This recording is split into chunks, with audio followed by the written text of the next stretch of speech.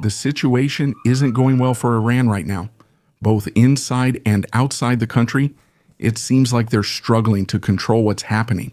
Let's start with one of their biggest problems, the Houthis. Before, it was clear that this group was clearly under Iran's influence, but now it's a different story. Just a few days ago, the IRGC threatened that if the U.S. didn't stop the blockade, the Houthis would take action and attack ships in the Red Sea. But what happened was the opposite.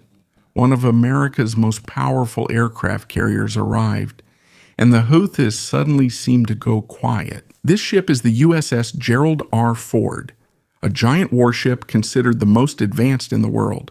Just imagine, it's so long and can carry almost 75 aircraft from fighter jets to surveillance planes. And this isn't just any ship, it just came back from almost 10 months of deployment. This is the longest operation of the U.S. Navy since the Vietnam era. It started in June 2025, went around the Mediterranean, went to the Caribbean, and now it's in the Middle East. It even passed through the Suez Canal to the Red Sea, a place that is now a hotspot. There was even a small fire on the ship, so it temporarily withdrew. But now it's fully operational again, and that's not the only thing Iran should be concerned about. There's another aircraft carrier. The USS George H.W. Bush is also getting closer to the region. Within a few days, it's possible that 3 U.S. aircraft carriers will be deployed simultaneously in the Middle East. This means that when the ceasefire ends, Iran will face a stronger and more prepared force compared to last week. At the same time, the U.S. military buildup is also continuing. Within 2 weeks, weapons, equipment, and logistics support have been arriving in the region one after another, and the message is clear. If there is no agreement, war will return and the fighting will be even more intense. To be honest, even before, Iran has always struggled to keep up with the strength of the U.S. military. Now the gap has grown even wider, but external threats aren't their only problem. There's also tension within Iran itself. There are reports of disagreements between the IRGC and the country's own leadership. It's reached the point where the IRGC is openly questioning them, the Iranian negotiators, the people who are trying to prevent bigger conflicts. And when the situation is like this, it's dangerous. Because when power is divided within a country, it becomes weaker in the face of external enemies. And as if all of this isn't enough, there's yet another controversy. According to reports, there have been incidents where Iran allegedly fired at some Indian ships, even though they had clearance to pass through the Strait of Hormuz. Because of this, diplomatic tensions between Iran and India have heated up. Now, it's not just the U.S. they have to deal with, but also the anger of other countries. And in the midst of all this, there's another clear sign of escalation. The U.S. military has issued a statement that they are preparing to board and inspect ships connected to Iran in the coming days. This means a direct confrontation is getting closer and closer. Overall, Iran now seems to be surrounded, both inside and outside the country. And if this direction continues, it might not just be a simple crisis, but a situation that could lead to even greater chaos throughout the entire region. While all of this is happening, the U.S. blockade in the Gulf of Oman is still ongoing and has lasted for more than 5 days. And based on the latest update, its impact is no joke. More than 25 ships have already been turned back by the U.S. Then they tried to get through the blockade. Imagine that, not a single one has escaped from Iranian waters since the operation began. This means Iran's economy is slowly being strangled. And it's happening in front of the whole world. And this is what made the situation even worse. Even though Iran's foreign minister spoke yesterday saying they seemed ready to open the Strait of Hormuz, now they're suddenly saying that this won't happen unless the U.S. lifts the blockade. The message is different. And when this happens, it causes confusion, especially for the ships in the Persian Gulf. In fact, just yesterday, there were some ships that managed to leave the middle of the Strait of Hormuz. But at the same time, there were other ships that supposedly already had permission from Iran. But suddenly, the IRGC fired at them. Yes, they actually fired at them. And here you can see the deeper problem. There is a government agency in Iran that gives clearance for the ships to pass through. But there is another force, the IRGC, that does not comply and is itself blocking the way by force. This means that there is no unified chain of command inside Iran. And when this happens, it becomes dangerous not only for them, but for the entire international shipping industry, because it's no longer clear who should be obeyed. And this morning, because of another shooting incident involving ships, Iran's problem with the international community has grown even bigger. A major diplomatic crisis has developed. But before we break that down, there's something else we need to pay attention to. Donald Trump released a statement about Iran's inconsistent decisions on whether or not they will open the Strait of Hormuz. Exceptions. Did the ceasefire Lebanon need to happen for you to get to a deal, the Pogren? Really tired. But you could say maybe psychologically tired. But we're going to help Lebanon become a country again. You know, it's been a long time for them. They've gone through a lot. And we're to help them be a country again. They're probably frustrated with Netanyahu. While you were negotiating Ceasefire in the last round, was his action bombing Lebanon? Did that impact peace talks? We disagreed on some things, but he's been a very good partner. We did a good job. There's probably never been anything like it. He says we're with the sea here. We are the sea. With the signature. We're the greatest military in the world. I built it in the first term. Didn't think I'd be using it this much, but we have the world's greatest equipment. When you look at it, we had 101 to 111, depending on your definition, because somewhere too they came out in twos. That missile shot at a certain valuable asset of ours that happened to be sitting on the water. All those missiles were shot down. Think of it, 111 missiles.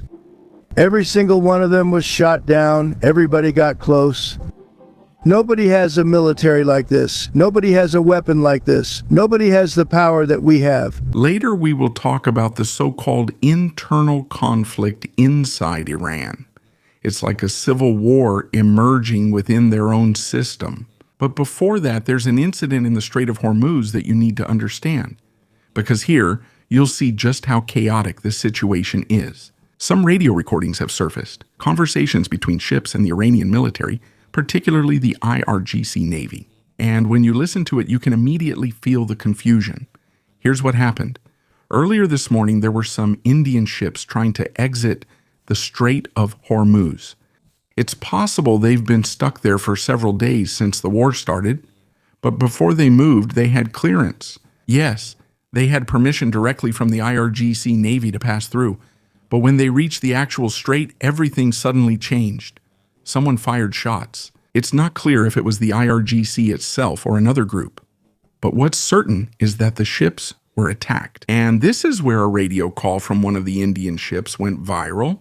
My Navy, Motoranga San Marina, SEPA Navy, you get me clearance to go. SEPA Navy, Motorang San Mar Herald accepted my name left, you gave me clearance to go. You are fighting now, let me turn back.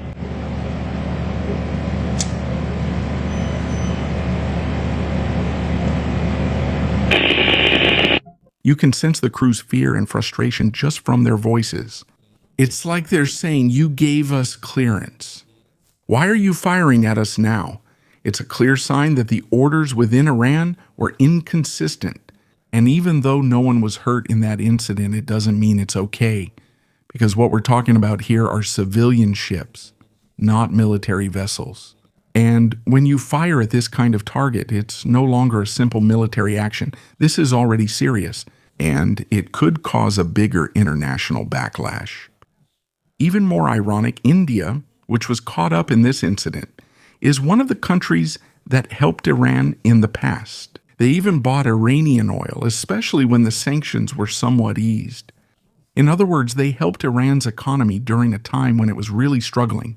But now, they're the ones being attacked. And this is where the real problem becomes even more apparent. There's no longer a single direction within Iran. There's a group saying you can pass as long as you pay. But there's another group that seems indifferent and is ready to use violence even if permission has already been granted. As a result, India is angry. Just earlier, the Indian government summoned the Iranian ambassador in New Delhi to ask for an explanation.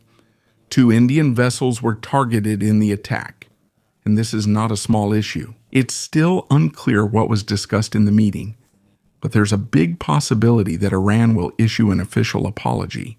If not, this could escalate quickly, because at this point it seems like Iran is fighting against its own system. On one hand, there are officials who want to maintain relations with other countries. But on the other hand, there are actions that contradict what they say. And if this kind of chaos continues internally, Iran won't need an external enemy, because they're putting themselves at risk. Now let's move on to another more dangerous issue, the worsening conflict within Iran itself. And the source of this was a simple statement that suddenly became the spark for chaos. According to the report, the foreign minister of Iran released a statement saying that the Strait of Hormuz is now open, following the ceasefire in Lebanon. For most countries, that would have been good news. But inside Iran, the opposite happened, because even their own government officials were surprised. There was no warning, no coordination, and this is where the two sides started to clash. The IRGC, a powerful military force in Iran, was furious at what the foreign minister said. They didn't just disagree, they openly questioned it in public. On an international radio channel used by ships in the Persian Gulf, they repeatedly announced not to believe what the foreign minister said. Invasion Gulf and Oman Sea.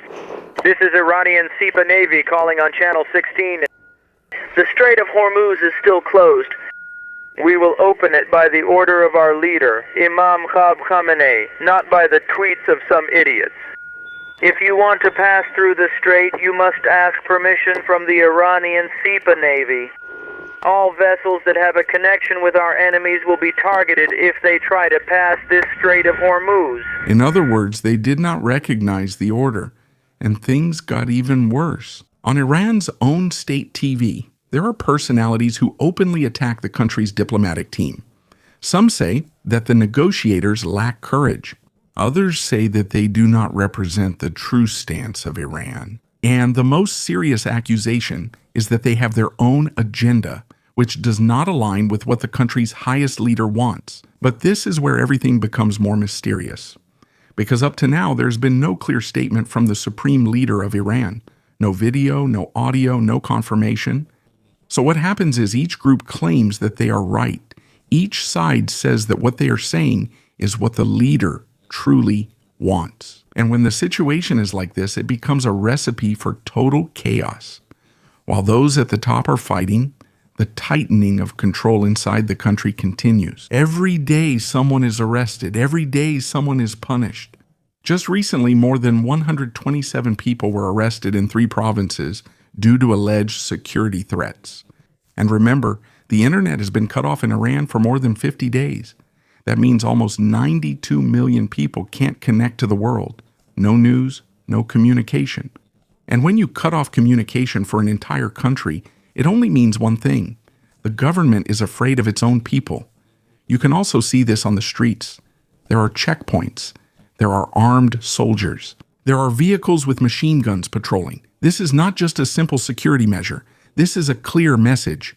Don't make a move. Because if the people fight back, they know the government is ready to use force, and that's not just speculation. This has been seen before, where thousands of their own citizens were killed to maintain power. That's why now, fear keeps everyone silent. It's not because they don't feel anything, but because they're afraid. And as the situation inside gets worse, the ceasefire deadline draws nearer and nearer. It's about to end this coming Tuesday, and the question now is, what's next? If there's no agreement, there are only 2 possibilities. The ceasefire could be extended or the war could completely resume. And according to Donald Trump, it's possible that it won't be extended anymore. If that happens, it could start again. The airstrikes began. And this time it's more intense, faster, more dangerous. Excuse me. But in any event, we'll get it done. If you don't have a deal by Wednesday when the ceasefire ends, will you extend the ceasefire or will you start attacks again? Maybe I won't extend it, but the blockade is going to remain. but maybe I won't extend it.